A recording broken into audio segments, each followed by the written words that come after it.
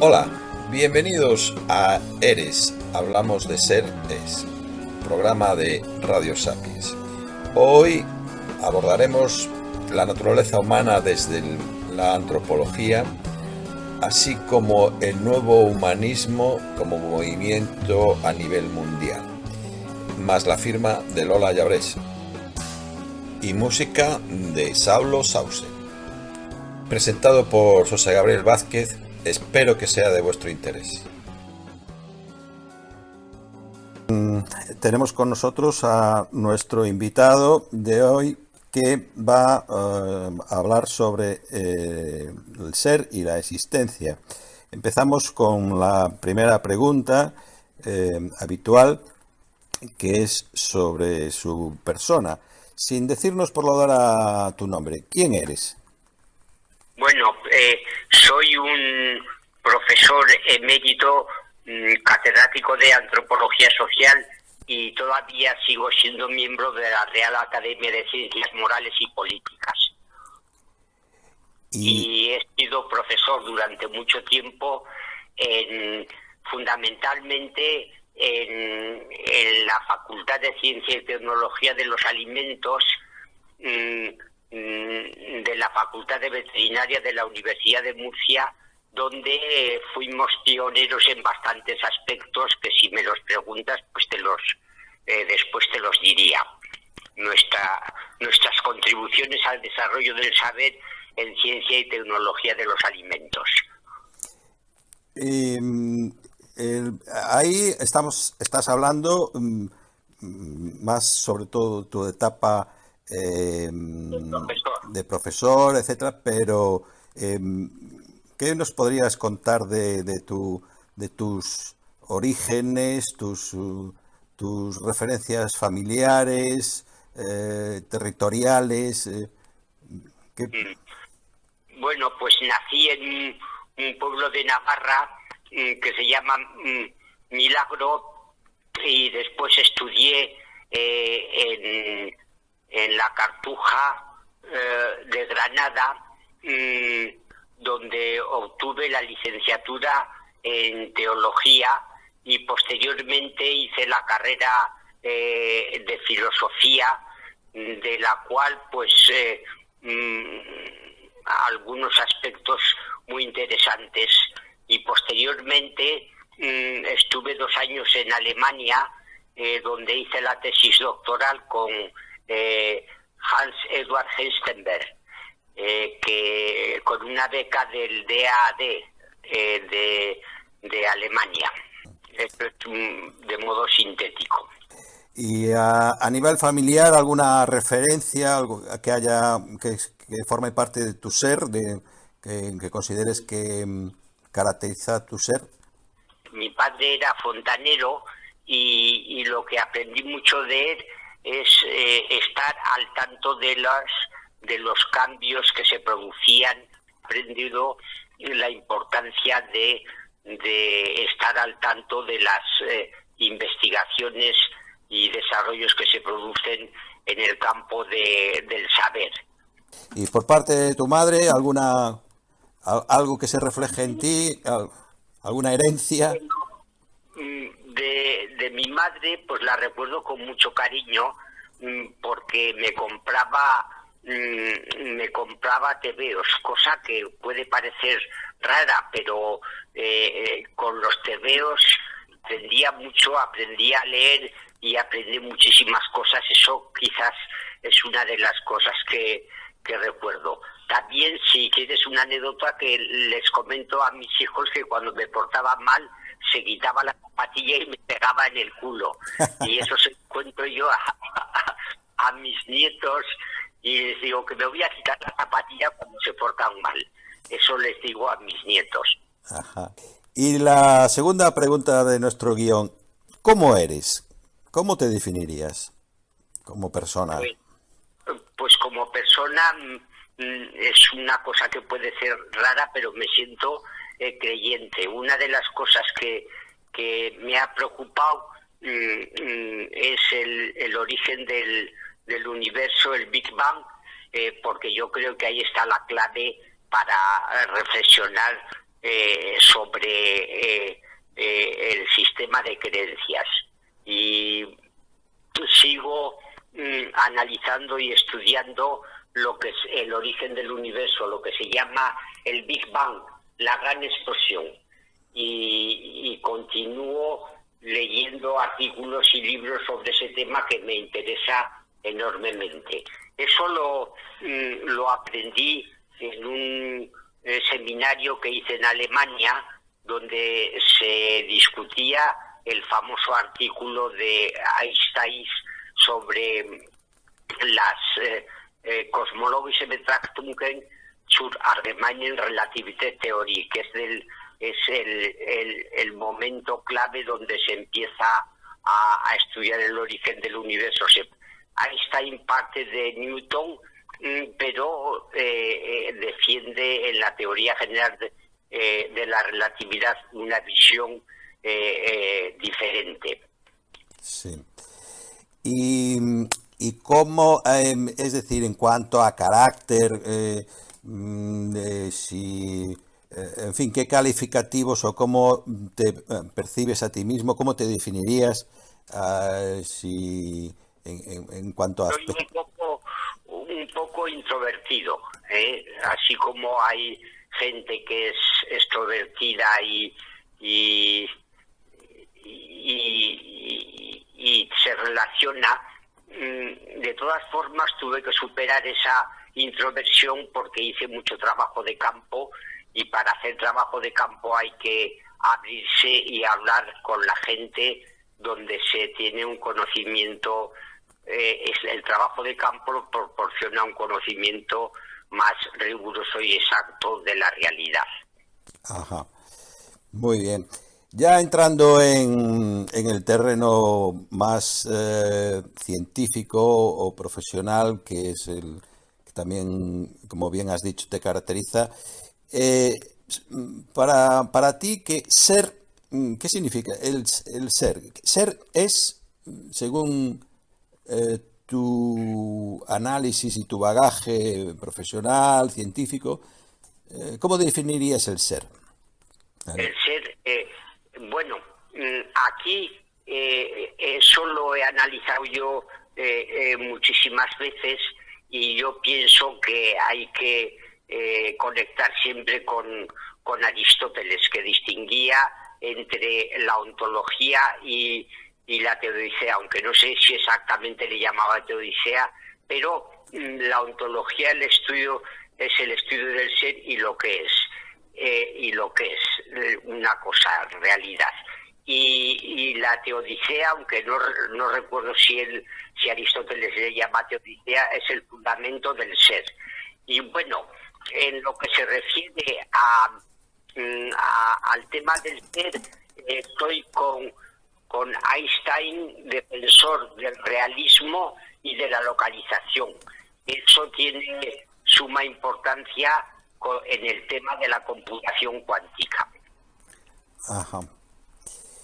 Y ya otra pregunta que forma parte del guión de este programa es: ¿somos?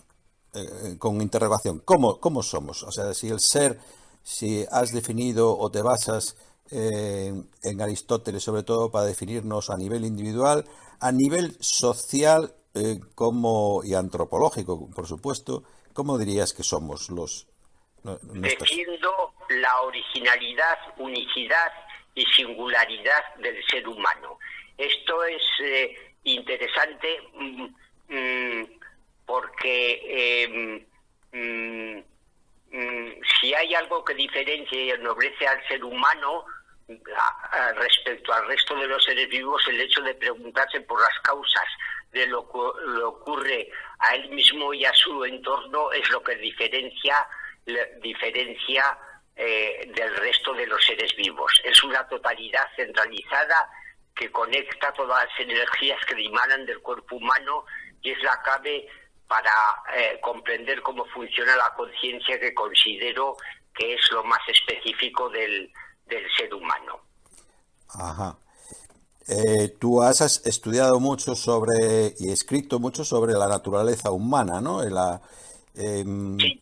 de- de- a- a- qué es lo que más te ha llamado la atención, tanto a nivel profesional como personal, sobre nuestra naturaleza, ¿no? Como seres.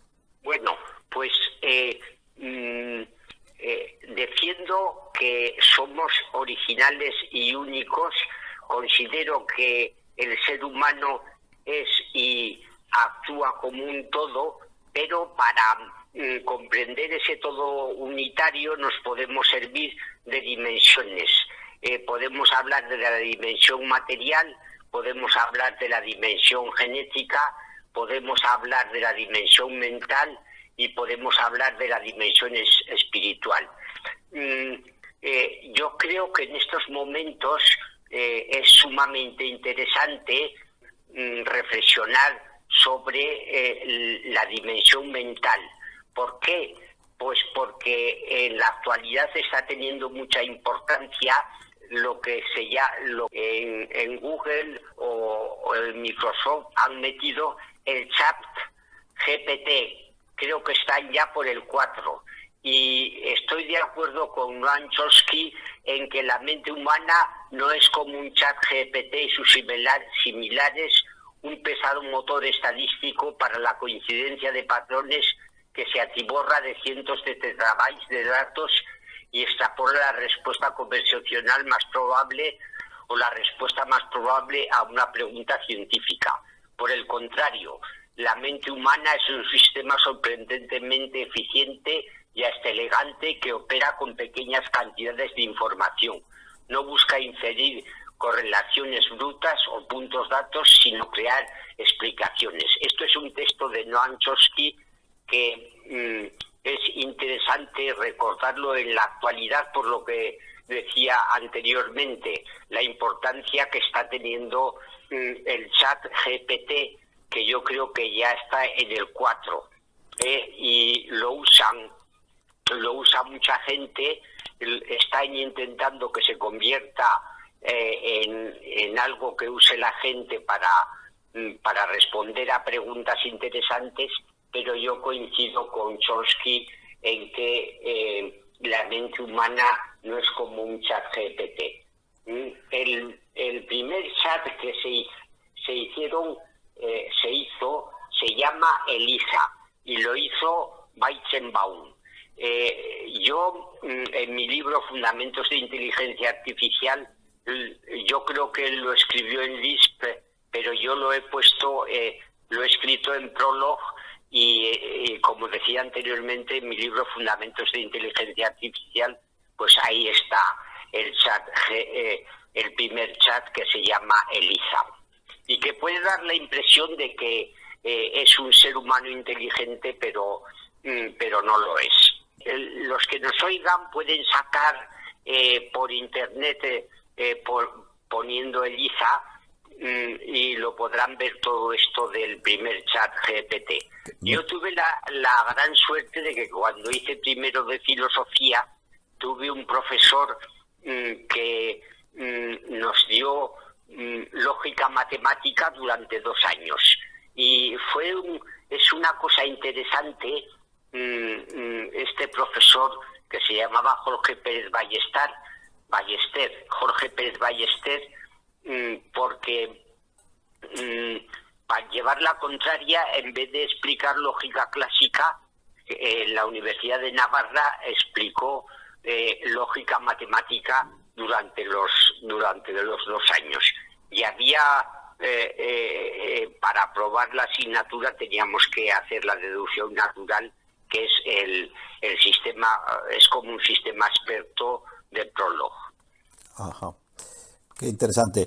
Bien, antes de descubrir a la audiencia tu nombre, me gustaría hacer una referencia que creo que viene muy bien o viene al caso, porque tu discurso de ingreso en la Real Academia de Ciencias Morales y Políticas de España, que en el 2015 precisamente la titulaste La naturaleza específica del Homo sapiens. Sí. la cual suscribo totalmente y recomiendo a la audiencia porque no tiene, como se suele decir, no tiene desperdicio, ¿no? ¿Qué nos puedes contar tanto de ese ingreso como del efecto que ha tenido o del contenido? Porque el contenido, repito, no es para no perderse ni una coma, ¿no? ¿Qué te trae a la memoria esta referencia de tu Pues ingreso? me trae a la memoria una pregunta que se sigue haciendo en la actualidad, si hay una diferencia esencial y cualitativa entre el hombre y los animales con los que estamos engarzados filogenéticamente, y entonces Darwin dice que solamente es de grado, pero yo pienso que no solamente es de grado, sino que la diferencia es esencial y de tipo cualitativo. Y es otra de las ideas que sigo manteniendo, la diferencia esencial entre el ser humano y los primates. Admito la teoría general de la evolución, considero que se debe perfeccionar, rechazo el neodarwinismo, pero no niego la teoría general de la evolución, que ha supuesto un gran avance en el desarrollo de la ciencia, pero hay que perfeccionarla y aplicarla de manera adecuada. Es decir, que, repito, no niego de ninguna manera la teoría general de la evolución, porque considero que ha supuesto un desarrollo fundamental en la historia de la ciencia, pero considero que el neodarwinismo es una versión insuficiente de la teoría general de la evolución, y ahí lo que intento yo es dar una visión de la teoría general de la evolución mucho más completa y desarrollada. Pero en fin, esta es mi opinión particular. Sí, yo recordando de ese discurso de tu ingreso en la Real Academia de Ciencias Morales y Políticas, dijiste: lo que distingue a un individuo de todos los demás es la esencia de su ser, un aspecto general y central de su persona que lo hace enteramente diferente, y no solo en cuanto a su identificación de quienes más se le asemejan, adelantando también que su rasgo más específico es la posesión de conciencia, en la medida que es principio organizador tanto de su ser como de su obrar. Somos más que nuestros genes y nuestro cerebro. Somos personas capaces de actuar de manera reflexiva y consciente. Es el rasgo en el que se fundamenta la naturaleza específica del Homo sapiens. Sí, sí. Mira, se ha discutido cuáles son las características y comparadas con los primates superiores con los que estamos engarzados filogenéticamente. Y entonces las facultades superiores son el pensamiento simbólico, la conciencia y el lenguaje articulado. Y esos tres rasgos son los que le diferencian esencialmente de los primates superiores con los que está engarzado filogenéticamente. Esto es más o menos lo que podría decir sobre ese tema. Si quieres preguntarme algo en concreto, pues trataré de responder. Sí, estoy un poco repasando. Bueno, ya va siendo hora de que presente a Luis Álvarez Munarriz, catedrático emérito de la Universidad de Antropología de la Universidad de Murcia, miembro de la Real Academia de Ciencias Morales y Políticas, y al que le agradezco enormemente su colaboración en este inicio del programa Hablamos de Seres.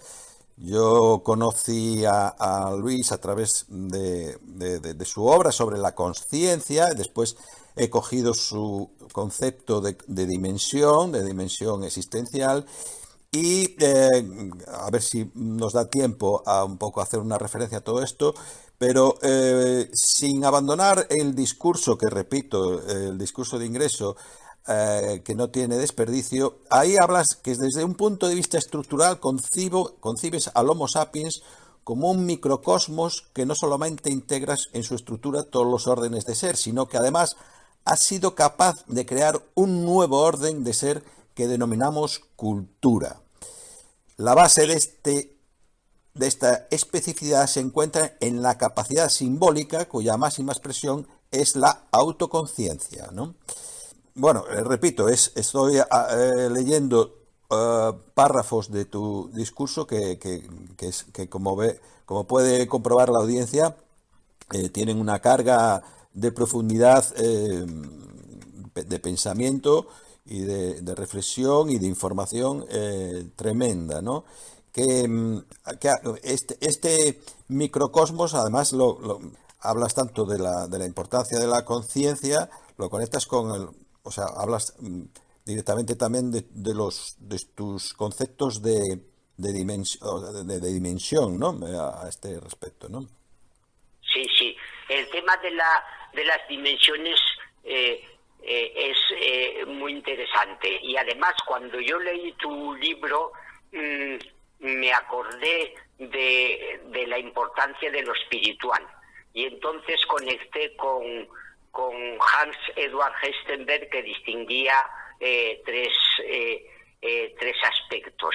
Y al leer tu libro, vi que hablabas de la dimensión espiritual y lo recuperé para tenerlo muy en cuenta, porque creo que son esas dimensiones, subrayo, no partes, las dimensiones se pueden considerar como aspectos de un todo que usamos para comprender ese ser que actúa siempre como un todo. Sí. Y las dimensiones no son partes. Es importante subrayarlo. Sí, yo de hecho tengo tu definición de dimensión sobre la naturaleza humana y creo que también viene muy bien recordarla. Dices, en este enfoque integral se habla de diferentes dimensiones que no partes u órganos. El término dimensión es especialmente interesante en este contexto. Permite poder distinguir a través del esfuerzo de abstracción determinadas cualidades o características de un todo, pero no separarlas ni cosificarlas, pues un análisis atento revelará que las dimensiones se cruzan en todos los puntos y en todo momento, sin comienzo ni fin. El término dimensión no rechaza la visión estratificada del sistema, pero prima los efectos de la cooperación armónica de cada uno de los subsistemas de los que se compone. Todos actúan de manera conjunta y no existe uno de ellos que controle o dirija el sistema, pues constituye una totalidad organizada. Yo creo que a nivel antropológico, de antropología filosófica, si se me permite, es de las mejores definiciones que, bueno, de hecho, es la que asumo, pero me gustaría preguntarte, Luis, ¿somos conscientes de nuestras dimensiones? Bueno, estamos en una cultura que es bastante racionalista, precisamente porque estamos en una cultura tan racionalista. Se ha puesto de manifiesto la importancia de la emoción, y entonces hay algunos autores que distinguen entre razón y emoción. Yo creo que no, que el ser humano actúa como un todo y que por lo tanto no tiene sentido distinguir entre razón y emoción. Es cierto que la cultura racionalista en la que estamos es una sociedad cada vez más confiada en lo racional, y por eso se ha desarrollado o se ha puesto de manifiesto la importancia de la emoción. Pero repito, a mi modo de ver, no tiene sentido distinguir entre razón y emoción, porque el hombre es un todo unitario que actúa como un todo. Sí, estoy completamente de acuerdo.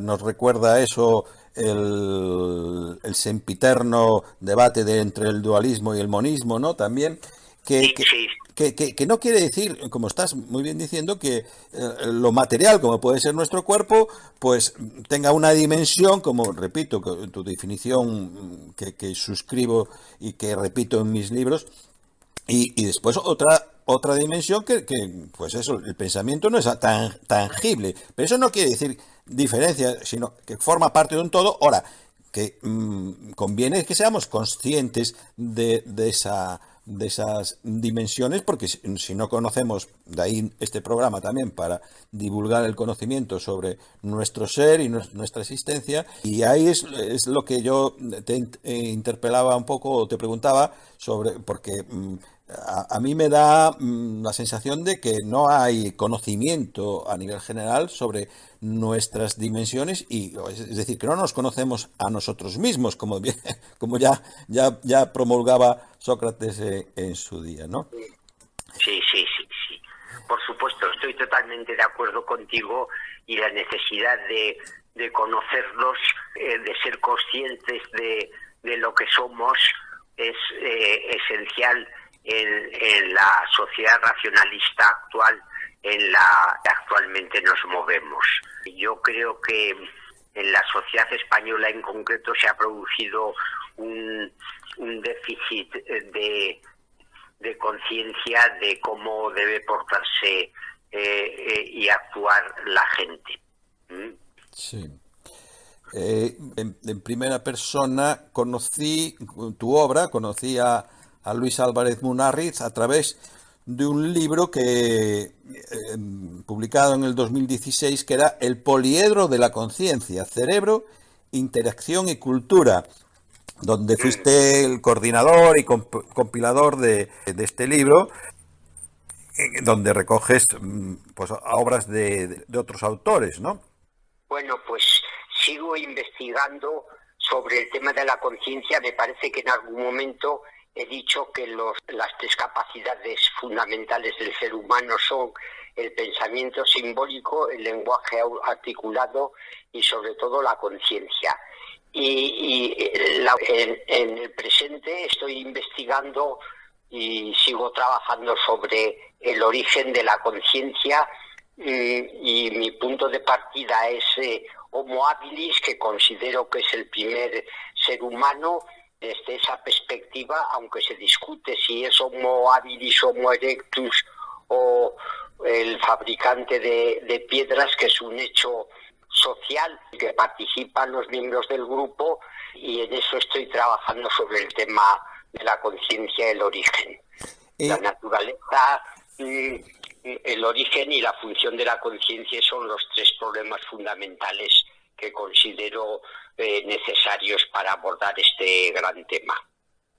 Grandísimo tema. Pues Luis, desde luego tu aportación a saber cómo somos, a esta existencia nuestra como especie, como individuos, es incalculable el valor que tiene. Te agradezco muchísimo tu contribución, tu aportación, tu sabiduría, tus estudios, has aportado a que nos conozcamos más esta especie que somos los Homo sapiens, y que cada persona pueda sacar también ese conocimiento que es necesario, por otro lado tan desconocido, que personas como tú, y espero que programas como esto ayuden a divulgar y que sea más conocido, más popular estos conocimientos. Muchísimas gracias. Sí. Yo te agradezco a ti también el haber podido leer tu libro, y sobre todo lo de la Sociedad de Cazadores Recolectores, que para mí fue un tema sumamente importante, y decirte que me serví de tus contribuciones en una conferencia que di en la Universidad Internacional Méndez Pelayo sobre los rituales. El ritual en la Sociedad de Cazadores Recolectores, que di en la Universidad Internacional Menéndez y Pelayo. Así que gracias a ti también, porque me han servido tus aportaciones. Hombre, muchísimas gracias, Luis. Gracias por... es todo un orgullo para mí que, un catedrático como de tu talla, de tu categoría, pues que pueda yo aportar algo a también...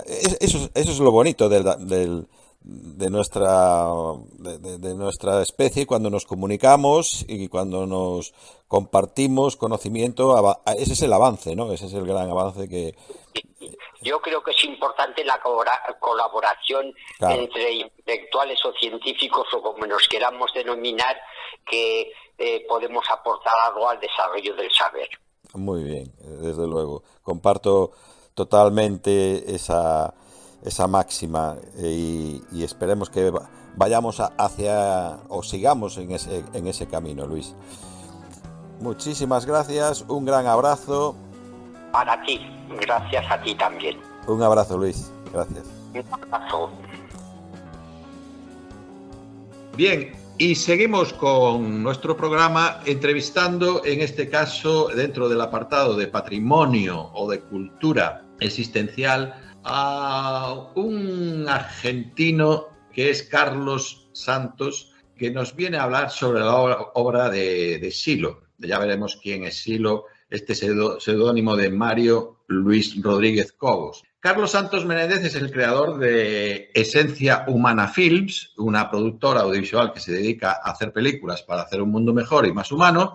Esencia Humana Films tiene un canal en YouTube y Carlos Santos Menéndez también es investigador en temas relacionados con la humanización de la tecnología, los escenarios futuros, la genética, la inteligencia artificial, la prolongación de la vida y otros aspectos de nuestra existencia. Por eso que es también un honor y un invitado de lujo contar con su colaboración.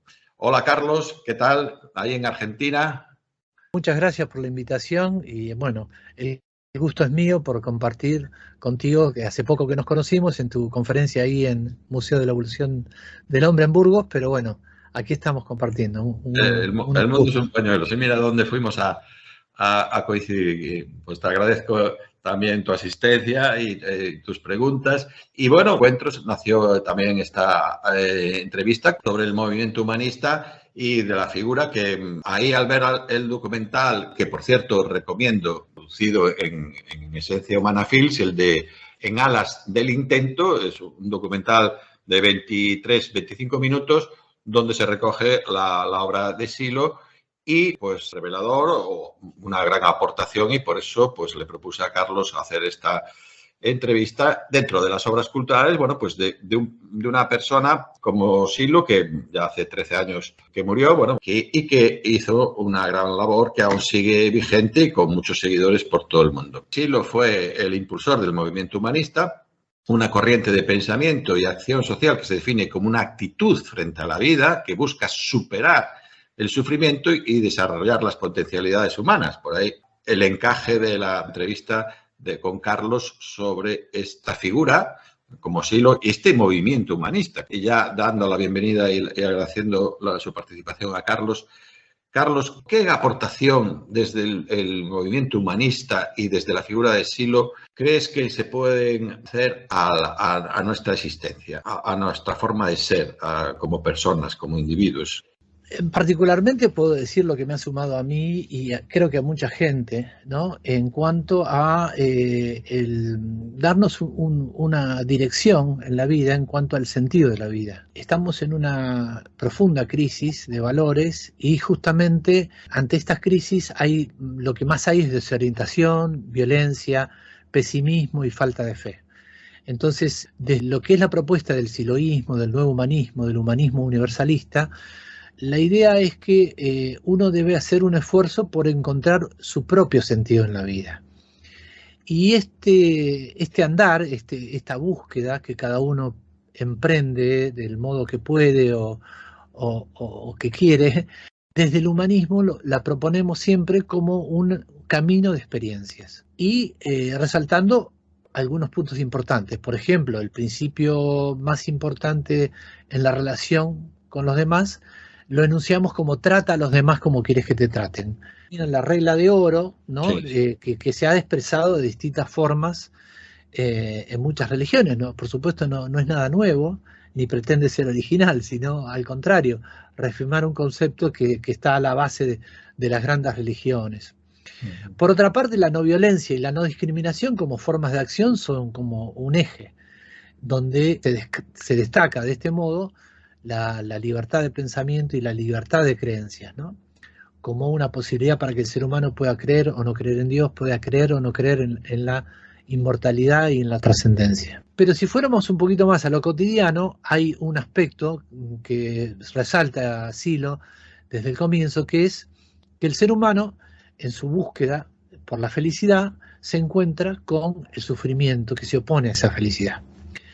Y ese sufrimiento que se manifiesta por lo que uno cree que ha vivido, por lo que uno cree que vive, por lo que uno cree que vivirá, ese sufrimiento en general es ilusorio y como tal se puede de algún modo develar o desandar en la medida que uno profundiza en esas tres vías del sufrimiento, en la medida que uno comprende por qué sufre, que es muy particular de cada uno. Acá no hay recetas mágicas ni reglas generales, ¿no? Sino Claro. que todos hemos tenido experiencias que nos han producido sufrimiento y por lo tanto nos alejan de la libertad, ¿no? O sea, para nosotros esa libertad y esa felicidad es un camino que se va transitando en la medida que se va superando el sufrimiento. Y un tema no menos importante es el tema de la muerte en relación al sufrimiento en general, ¿no?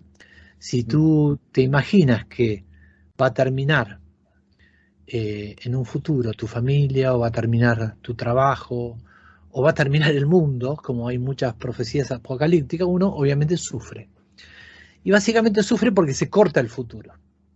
Entonces, uno puede disimular un poco el tema de la muerte como máximo rompimiento del futuro, pero tarde o temprano se nos presenta esa barrera. Y esa barrera necesita una respuesta. Y muchas veces hacemos muchas cosas para distraernos frente a ese hecho inevitable de todo ser humano.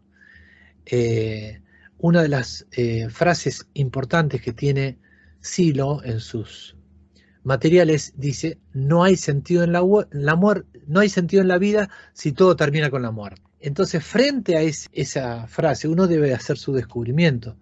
Entonces, en los parques de estudio y reflexión que tiene el siloísmo, el humanismo en distintos puntos del mundo, se hacen ceremonias y se hacen prácticas para ir develando un poco ese camino, para ir superando ese sufrimiento, para ir encontrando respuestas frente a la trascendencia. Y bueno, eso es como por ahí lo primero que te podría decir para iniciar un poco este diálogo. Sí, comentabas el peligro es que os consideren una secta o...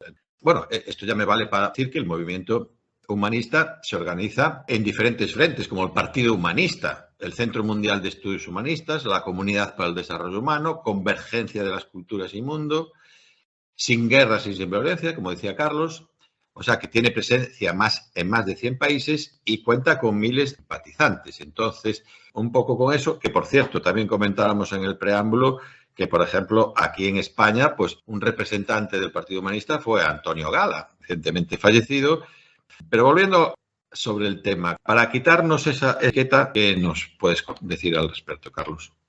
Y yo creo que el pensamiento dominante trata de casillar todo dentro de los canales ya recorridos, ¿no? Básicamente los canales hoy son casi exclusivamente lo que da dinero o da entretenimiento. Lo otro está fuera de los valores de este sistema. Nosotros hemos tenido acusaciones de todo tipo, ya en la época de la dictadura. De hecho, Silo, cuando comienza su mensaje, que siempre predicó y fue coherente con la no violencia y la no discriminación, en una época donde estaba en boga, muy de moda, la violencia armada, la guerrilla, y justamente la prédica de Silo fue la no violencia. O sea, aún así lo encasillaban dentro de esa misma, o lo encasillaban dentro de drogas, hipismo, o sea, todo lo que había en la época, ¿no es cierto? Estuvo muchas veces preso y mucha gente de Argentina y de Chile, donde comienza el movimiento, fue expulsada de esos países por las dictaduras, y gracias, entre comillas, a esas expulsiones es que el movimiento creció mucho, más que nada en España e Italia, particularmente por las facilidades idiomáticas y culturales, ¿no es cierto? Claro, Aunque claro. también fue a India, Estados Unidos, etcétera. Entonces nosotros, bueno, yo hace muchos años que estoy en esto, ya estamos como curados de espanto con las acusaciones, porque más que nada no encajamos en las categorías habituales, ¿no? Nos dicen, bueno, pero ¿ustedes qué son? ¿Son una religión? No, no somos una religión. Si no tenemos ni sacerdotes, no tenemos templos, no tenemos libros sagrados, ¿cómo podríamos ser una religión?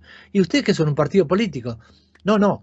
El movimiento humanista, desde sus ideas, impulsa también al partido humanista como una opción política, pero no es el movimiento el partido.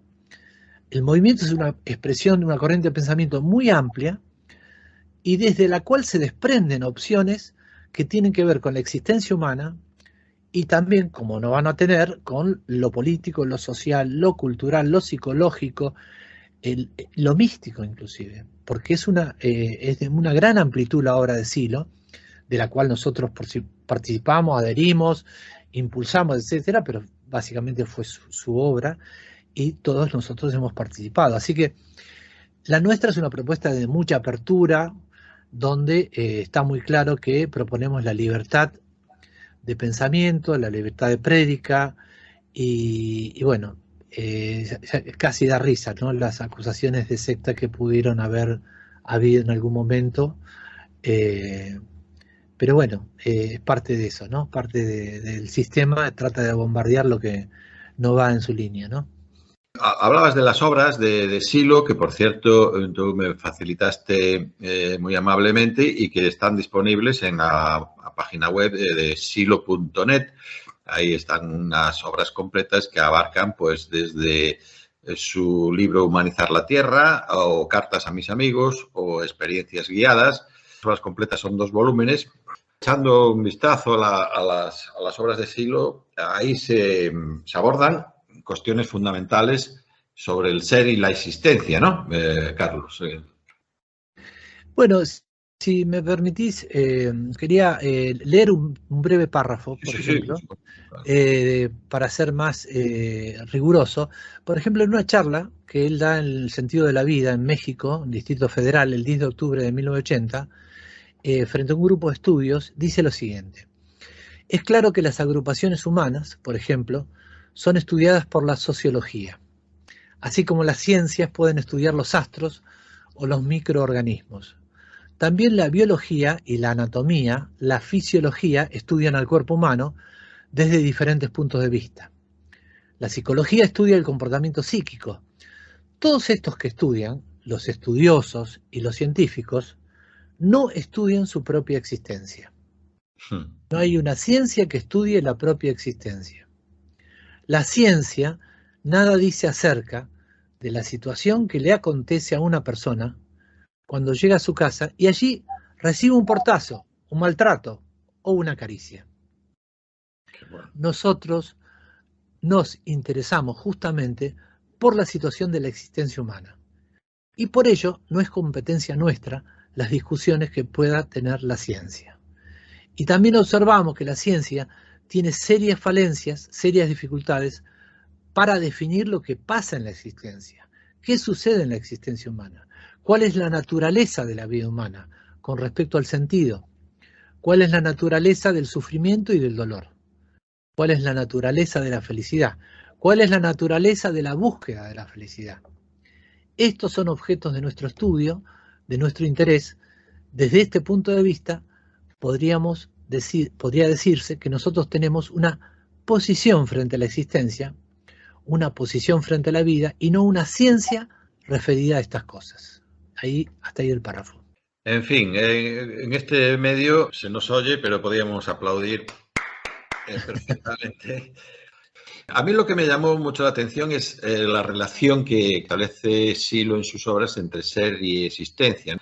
Cómo examina la interconexión entre estas dos ideas fundamentales y considera que si el ser es previo a la existencia, hay una duda ontológica, lo del huevo y la gallina, para que nos entienda la audiencia. ¿El ser es previo a la existencia o es la existencia misma la que forma al ser? Aprovechando tu presencia, Carlos, ¿tú conociste personalmente a Silo? Sí, en varias oportunidades. Sí. A nivel personal, ¿cómo lo definirías? Bueno, los contactos que tuve fueron muy esporádicos y no es que tuve una relación con Silo personalmente, ¿no? Sí, la relación por el hecho de ser parte del movimiento durante tantos años. Ajá. Pero las pocas veces que tuve contacto con él fue de una gran bondad, ¿no? De una emoción muy cercana, de sentirse con un amigo. Y particularmente a mí siempre me gustó, por mi formación un poco, que yo de algún modo siempre rechazaba el hecho de seguir a alguien, ¿no? De los liderazgos y todo eso, a mí siempre me llamó la atención el esfuerzo que hizo Silo por toda consideración personal hacia su persona, ¿no? Sino siempre enfocando a la obra, siempre apuntando a la dirección. Él siempre apuntaba para un lado y hay gente que se le queda mirando el dedo, ¿no? Como dicen muchos, y no a dónde apunta. Y él siempre apuntó más allá, nunca hizo inclusive muchos esfuerzos para separar su imagen personal de su obra. Y realmente yo creo que es otra gran maravilla que nos dejó, porque siempre hizo mucho hincapié en que no es a través de líderes o de libros que se puede transformar uno, sino que buscando en la profundidad de la propia conciencia, en la profundidad del corazón de cada uno, cómo uno puede avanzar, ¿no? Siendo que su obra era realmente deslumbrante y sus ideas, etc. Yo quisiera también leerte otra partecita, y me parece importante, de su obra, en la cuarta carta a mis amigos, donde explica lo que él le llama la apertura social histórica del ser humano. Y esto lo leo porque particularmente creo que es novedoso en relación a otras corrientes de pensamiento y bueno, muy claro, ¿no? Dice, me es insuficiente la definición del hombre por su sociabilidad, ya que esto no hace a la distinción con numerosas especies. Tampoco su fuerza de trabajo es lo característico, cotejada con la de animales más poderosos. Ni siquiera el lenguaje lo define en su esencia, porque sabemos de códigos y formas de comunicación entre diversos animales. En cambio, al encontrarse cada nuevo ser humano con un mundo modificado por otros y ser constituido por ese mundo intencionado, descubro su capacidad de acumulación e incorporación a lo temporal, descubro su dimensión histórico-social, no simplemente social. Vistas así las cosas, puedo intentar una definición diciendo, y acá es la frase importante, el hombre es el ser histórico cuyo modo de acción social transforma a su propia naturaleza. Muy bueno. Si admito lo anterior, habré de aceptar que ese ser puede transformar intencionalmente su constitución física. Y así está ocurriendo. Comenzó con la utilización de instrumentos que puestos adelante de su cuerpo como prótesis externas le permitieron alargar su mano, perfeccionar sus sentidos y aumentar su fuerza y calidad de trabajo. Naturalmente, no estaba dotado para los medios líquido y aéreo y sin embargo creó condiciones para desplazarse en ellos, hasta comenzar a emigrar en su medio natural, el planeta Tierra. Hoy, además, está internándose en su propio cuerpo, cambiando sus órganos, interviniendo en su química cerebral, fecundando in vitro y manipulando sus genes. Si con la idea de naturaleza se ha querido señalar lo permanente, tal idea hoy es inadecuada, aun si se la quiere aplicar a lo más objetal del ser humano, es decir, a su cuerpo. Y en lo que hace a una moral natural, o a un derecho natural, o a instituciones naturales, encontramos opuestamente que en ese campo todo es histórico, social, y nada allí existe por naturaleza. Jolín.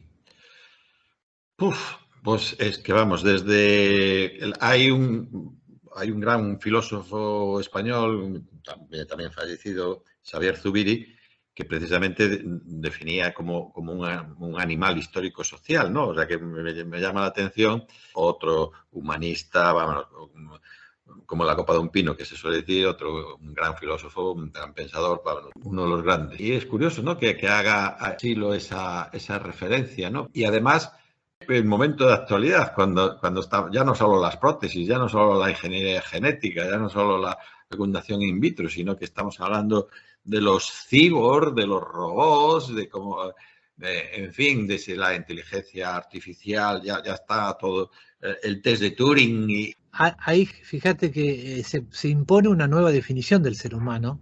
¿Qué es el ser humano? Ya la definición así tradicional, el paradigma del siglo pasado, el ser humano racional o el animal racional no es suficiente, ¿no? Sino que está el ser humano empujando para un salto, me parece. Un salto de cualidad que también involucra modificaciones importantes en su constitución física. Entonces, ¿qué filosofía va a contemplar esos cambios? Yo creo que estamos empujando para ese lado, y el nuevo humanismo universalista, puede hacer su aporte en ese campo, porque tiene una concepción, creo que novedosa, donde se incluye lo tecnológico, ¿no? Porque a veces parece que lo espiritual es lo antiguo, y lo nuevo es lo tecnológico únicamente. Parece que son como cosas dicotómicas, y en realidad, desde el punto de vista nuestro, es la tecnología también, justamente, la que tiene que ver con lo histórico-social, ¿no? En este momento del ser humano, cómo se suma. Sí, pero tocas también, hay un aspecto, Carlos, muy importante. Claro, precisamente se está hablando del transhumanismo, se está hablando del poshumanismo, en fin, toda la Universidad de la Singularidad, La muerte de la muerte, que escribió José Luis Cordeiro, o IA, ¿no?, inteligencia artificial. Pero tú, ¿qué nos dirías desde tu visión ya hacia esa perspectiva de futuro o futuro?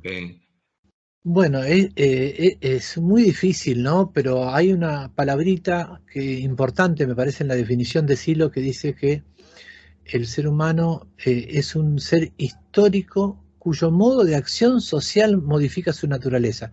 Su modo de acción social implica que la sociedad se involucra en ese cambio.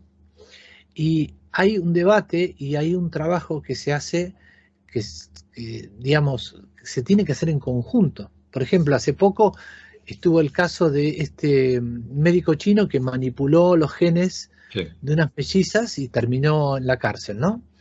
Porque es como la ocurrencia de una persona, ¿no?, que quiere hacer cosas y termina produciendo este tipo de situaciones, ¿no?, digamos. Pero hay una cuestión social acá que también, Silo, por ejemplo, decía que desde la justicia no se llega a la paz, sino desde la paz se llega a la justicia. O sea, el ser humano debe avanzar en la sociedad, y en ese avance va a haber muchos cambios que tienen que asumirse desde la ciencia con una mirada social. Si uno pone una mirada estrictamente tecnológica, deshumanizada, como hay algunos sectores de la ciencia que van por ese lado, bueno, vamos mal. Estoy queriendo ver la película Oppenheimer, que todavía no la vi, que está de moda ahora, por ejemplo, que parece que pone un poco en tela de juicio todas estas cosas, ¿no? Como energía terminan produciendo, por ejemplo, una bomba nuclear que liquida a un montón de gente, ¿no? Sí, una gran lección histórica, sí. Una investigadora, por ejemplo, que estoy leyendo ahora, que es española, que está en Oxford, que se llama Sonia Condera, que es física y que está trabajando sobre los avances que ha habido en la física en la medicina. O sea, es una investigadora que junto con otros están queriendo poner a la medicina en el centro de los avances científicos más importantes en términos de la nanotecnología. Entonces, esta centralidad del ser humano me parece que es muy importante y necesaria para que la sociedad avance, y yo creo que los cambios tecnológicos que se vienen van a ser positivos van a ser evolutivos si hay una mirada humanizadora, si se pone al ser humano como valor central. Obviamente no surgir los mejores cambios de una medicina que está puesta nada más que para el beneficio de las compañías farmacéuticas, tanto lío que vimos ahora hace poco con el tema de la pandemia, donde había una desprotección, ¿no?, en muchos sistemas de salud y todo eso. Yo creo que hay que poner al ser humano como valor central. Y eso aclara muchas cosas, ¿no? Yo creo que se va a avanzar, que el ser humano va a cambiar, va a alargar su vida, va a prolongar su existencia en esta tierra, y que eso es muy, muy bueno para el ser humano, así como han sido siempre. De hecho, bueno, hemos avanzado mucho la expectativa de vida, la experiencia de vida en todo el mundo gracias a la ciencia, a la medicina en favor del ser humano, ¿no? Sí, pero si me permites, y ya un poco para ir terminando nuestra entrevista, te agradezco un montón, Carlos, muy interesante. Hablábamos antes, ¿no? Tenemos grandes avances siempre en la tecnología, lo que vamos a comparar la gestión de la calculadora de Blaise Pascal en el siglo XVII a un smartphone, ¿no? O retomando también la figura de Silo. El predicado principal es no trates a los demás. Bueno, en realidad, perdón que te corrija, es trata a los demás como quieres que te traten. Es verdad, O sea, yo lo pongo en el aspecto positivo, ¿no? Es parte de tienes razón, tienes razón.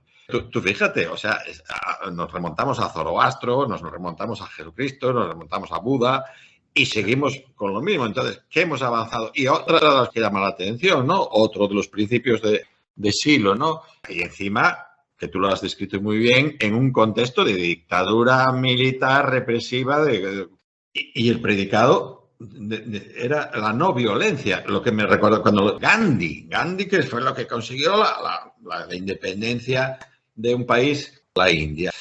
Y entonces, Carlos, que hay poco avance, ¿no? En gente como desde Jesús, desde Buda, Zoroastro, desde Gandhi, Luther King, y ahí prácticamente es que vamos a paso de tortuga. Yo creo que hay muchas cosas que no se ven, que no están en la superficie, pero que están surgiendo en el interior del ser humano, y que hay las nuevas generaciones están teniendo una sensibilidad nueva. Está viendo un nuevo horizonte espiritual, está viendo muchas cosas que no se ven. Generalmente viste que se ve lo más, como en los noticieros, ¿no? Se ve el robo, el asesinato, lo más terrible, ¿no? Lo más feo. Pero tantas cosas buenas, de tanta gente buena en tantos países que son silenciosas, yo creo que está habiendo un cultivo de una nueva sensibilidad, de una nueva cultura, de una nueva posibilidad, de una espiritualidad diferente, sin bandos, ¿no? Sin tanta imposición de dioses o imposición de no dioses, sin violencia. Yo creo que está también creciendo una tolerancia diferente, una sensibilidad diferente en mucha gente, que claro, no ocupa la primer plana de los diarios porque no vende, pero me parece que tenemos que tener fe, los que estamos un poco en de este lado, del lado bueno de las cosas, por decirlo así, que eso va a ir creciendo. Yo creo que va a ir creciendo, y que no es que no se haya aprendido, sino que también estas cosas tan terribles que pasan también llevan al hartazgo, y es muy probable que en algún punto se empiece a rechazar la violencia ya como algo más visceral en el ser humano, y empiecen a clarear nuevos tiempos, ¿no?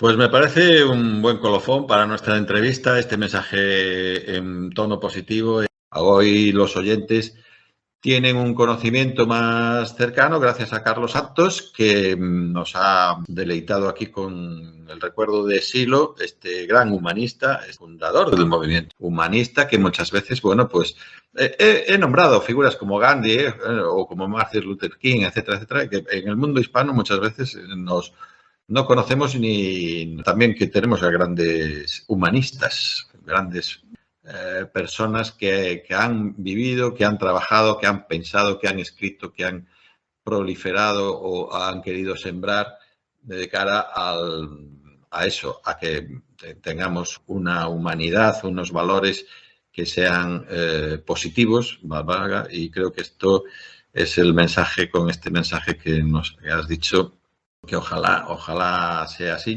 Muchas gracias, porque tampoco es habitual que tengamos gran difusión de nuestros planteos, y yo vi ya cuando me acerqué a tu conferencia que había una sensibilidad parecida en lo que pensamos, lo que queremos, y muchas gracias.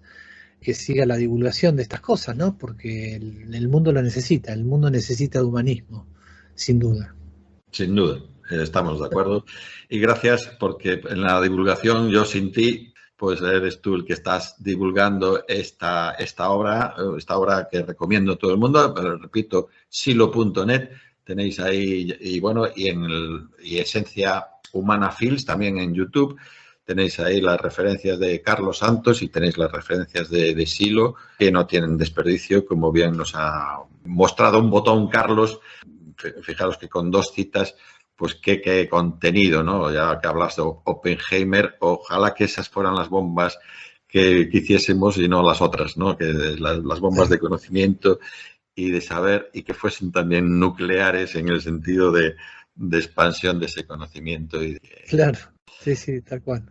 Pues un gran abrazo, Carlos, ahí al otro lado de nuestros hermanos argentinos y latinoamericanos, que por cierto te estrenas. Yo en mi idea del programa estaba la conexión, por supuesto, con Latinoamérica, y mira tú por dónde que... Bueno, me encantan porque un gran abrazo para España, ¿no? Porque mi abuelo era asturiano, mis bisabuelos vascos, también tengo toda mi ascendencia ibérica, también de Portugal, así que es un gusto poder comunicarme también con los amigos de allá. Y un abrazo a todos los humanistas de España, sí. Exactamente. Chao. Y ahora os dejamos ya con la firma de Lola Llabrés. Espero que os haya gustado. Muchas gracias y hasta el próximo programa.